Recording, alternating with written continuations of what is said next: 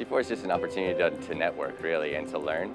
So T4 is all about like the 4 T's, right? And so we're always trying to update our techniques and try to standardize things across the board. Let people be flexible and creative in their research, because that's what makes it great, what makes it unique.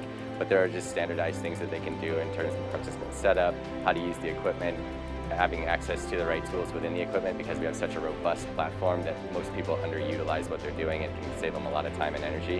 And it's just a great time to be in Santa Barbara. So we're here summertime, Santa Barbara's beautiful, learning stuff about what they're currently doing, trying to advance the field.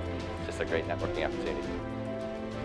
We're able to really detail the integration between BIOPAC's products and our partners' products, so that we can show the benefits of the technology and then really emphasize the way the different platforms interface with one another.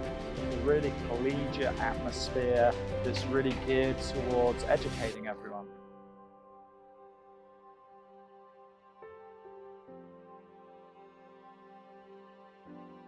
Come out to T4. This is T4. This is T4. This is T4. This is T4. This is T4. This is T4. This is T4.